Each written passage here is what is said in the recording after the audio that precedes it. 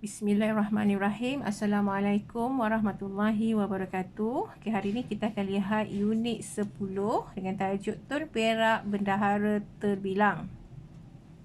Okay, kita akan lihat sedikit apa yang berkaitan dengan Tun Perak.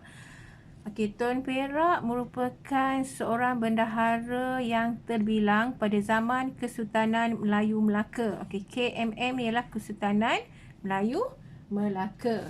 Okey, di mana beliau seorang yang sangat bijak, seorang yang sangat bijak dan berpandangan jauh. Sangat berpandangan jauh, maksudnya dia dah nampak apa yang akan yang boleh membangunkan Melaka pada masa tersebut. Dia dah nampak apa yang perlu dibuat untuk membangunkan lagi Melaka. Dan dia seorang yang sangat bijak. Okey, kita akan lihatlah beberapa peristiwa yang menunjuk kebijaksanaan Tun Perak. Okay, seterusnya dia merupakan seorang tokoh yang utama, tokoh utama untuk membangunkan Melaka. Jadi dialah yang bertanggungjawab untuk menjadikan Melaka sebuah empayar yang sangat kuat pada masa tersebut. Dan beliau juga merupakan seorang bendahara yang berkhidmat paling lama sebagai bendahara, iaitu dimerintah di bawah menjadi bendahara di bawah 4 orang sultan. Jadi dia adalah yang paling lama menjadi bendahara di Melaka. Okay, ini sedikit tentang Tun Perak. Kita lihat riwayat hidup Tun Perak. Okay, nama sebenar Tun Perak ialah Tun Perak. Beliau adalah anak kepada Bendahara Seri Wak Raja, Tun Pepatih Sedang. Nama bapanya ialah Tun Pepatih Sedang. Okay, Bendahara Seri Wak Raja ni adalah gelaran bagi bapanya, gelaran bendahara pada masa tersebut. Okey. Tun Perak mempunyai 2 orang adik-beradik, iaitu Tun Kudu, kakaknya ialah bernama Tun Kudu, dan seorang lagi ialah Tun Pepatih Putih, Tun Pepatih Putih. Okey, Tun Perak sebelum menjadi bendahara, apakah jawatan yang disandang oleh Tun Perak? Okey, jawatannya ialah sebagai penghulu kelang. Okey, jawatan Tun Perak ialah sebagai penghulu kelang. Kemudian Sultan Muzaffar Shah telah melantik Tun Perak sebagai penghulu bendahari Melaka, telah melantik sebagai penghulu bendahari Melaka.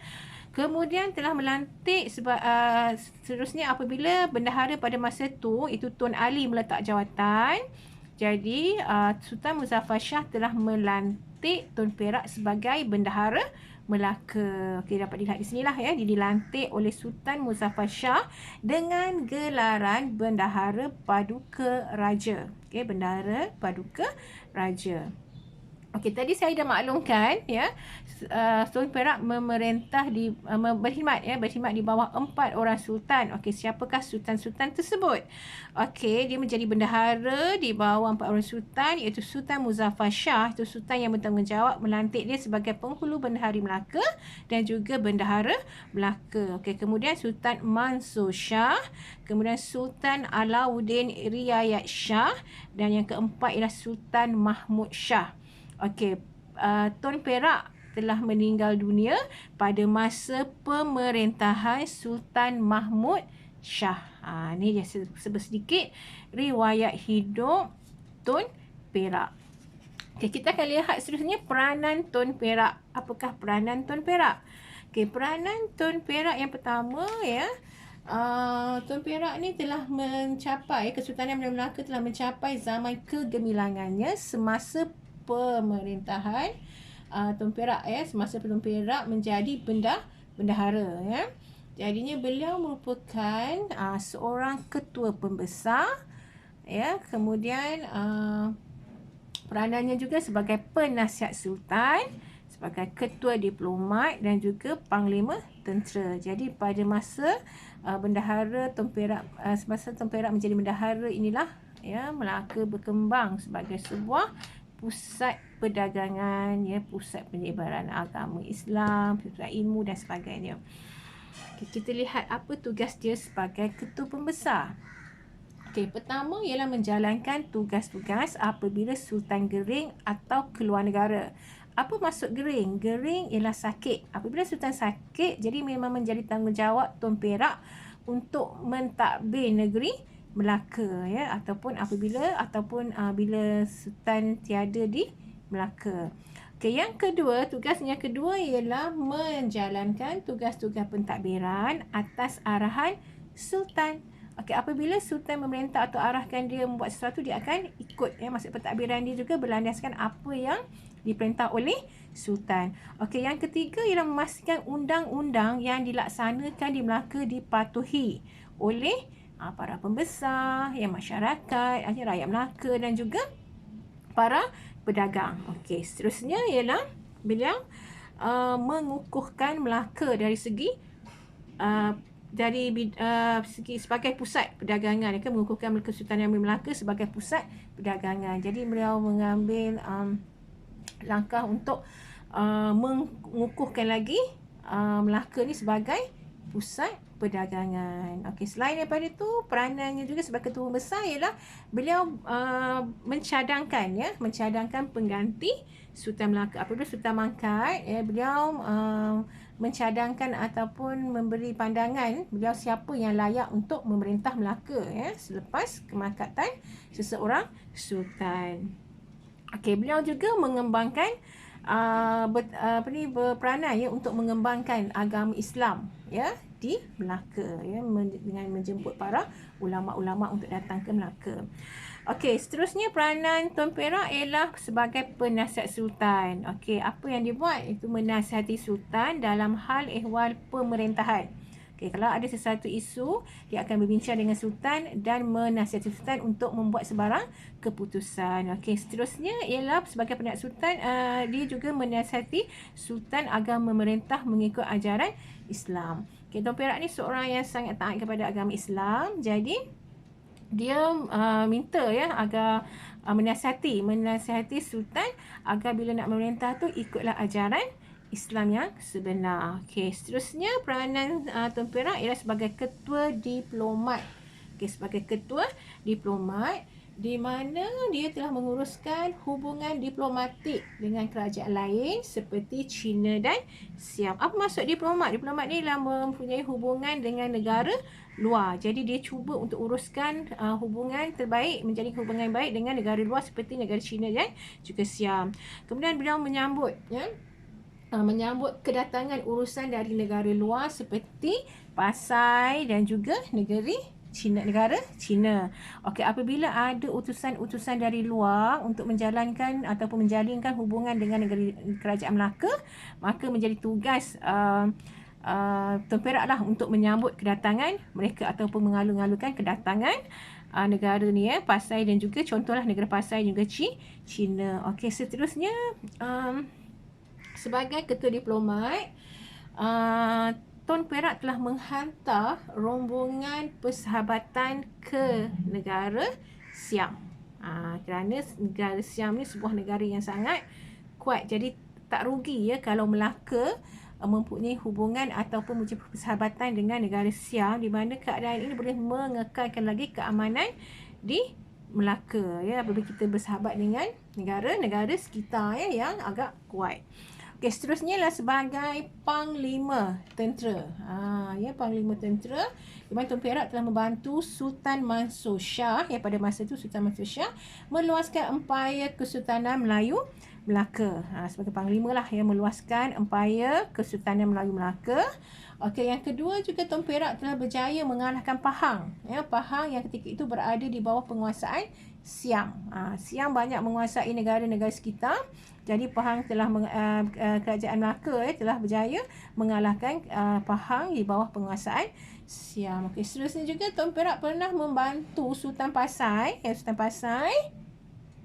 yang menghadapi masalah perang saudara. Pasai pada masa itu telah menghadapi perang saudara. Jadi Tun Perak telah membantu ataupun kerajaan Melaka telah membantu kerajaan Pasai. Sebab tu dia ada hubungan tadi menyambut utusan dari keluar, iaitu contohnya Pasai dengan China. Jadi Melaka ada hubungan dengan negara Pasai. Jadinya apabila Pasai dilanda masalah, kerajaan Melaka telah membantu Raja Pasai untuk menghadapi masalah perang saudara di Pasai. Itu antara sedikit peranan Tun Perak. Okey, seterusnya kita lihat kebijaksanaan Tun Perak. Okey, apa yang bijaknya Tun Perak ni? Okey, ada beberapa peristiwa menunjukkan kebijaksanaan Tun Perak. Itu dalam bidang pentadbiran, ya, pertahanan, diplomatik, agama Islam dan juga mempertahankan mempertahankan Kesultanan Melayu Melaka. Okey, kebijaksanaan Tun Perak ni telah menyumbang kepada kegemilangan Kesultanan Melaka. Okey, oleh itu kita boleh lihatlah beberapa antaranya ialah dalam bidang pentadbiran. Okey, antara pentadbiran, dia telah berjaya mewujudkan kerjasama yang erat antara Sultan dan juga pembesar, ya, dalam pentadbiran. Okey, apabila ada kerjasama antara Sultan dan pembesar dalam pentadbiran, keadaan ini telah menyebabkan Melaka berjaya meluaskan empire-nya, ya, dah berjaya meluaskan empire-nya meliputi beberapa bahagian di tanah Melayu, ya, kemudian pantai timur Sumatera dan Kepulauan Riau Lingga. Kamu boleh lihat buku teks muka surat 146 untuk lihat empire Kesultanan Melayu Melaka. Okey, yang kedua ialah dari segi pertahanan. Okey, ada beberapa peristiwa lah. Yang pertama, ia memasang jamung. Ya, apa maksud jamung? Jamung ni ialah pelepah kelapa yang kering, ya, kemudian dinyalakan, diikat pada batang pokok dan dinyalakan pada waktu malam. Jadi apabila tentera Siam, ya, nak serang Melaka ni, dia bila dilihat waktu malam tu banyak jamu-jamu, jamu-jamu ni dipasang ataupun dinyalakan di sepanjang pantai Melaka. Jadi mereka beranggapan bahawa tentera Melaka dah bersedia untuk menghadapi serangan dari Siam. Mereka lihat banyaknya tentera, jadinya mereka pun rasa gerun dan mereka berunduh diri. Jadi berjaya mematahkan serangan Siam. Macam Siam nak menyerang Melaka tak jadi, ya, sebab mereka lihat ramai banyaknya jamu-jamu yang mereka sangka yang memegang jamu tu ialah manusia, orang, ya, ataupun tentera Melaka. Padahal yang jamu tu hanya diikat dan dipasang pada batang-batang pokok di tepi pantai. Pandai, ya, bijaknya Tun Perak, ya. Jadi ia dapat mengelirukan tentera Siam. Okey, yang kedua, ya, peristiwa kedua di mana masa tu dia jadi penghulu di Klang, di bawah apabila Sultan Melaka tahu bahawa kerajaan Siam ingin menyerang Melaka, maka dia mengarahkan semua rakyat untuk mempertahankan Melaka. Okey, masa tu Tun Perak sebagai penghulu Kelang, dia telah membawa segala, ya, semua pengikut-pengikutnya, ya, bersama-sama ahli keluarga mereka untuk mempertahankan Melaka. Jadi tindakan Tun Perak ni telah menyebabkan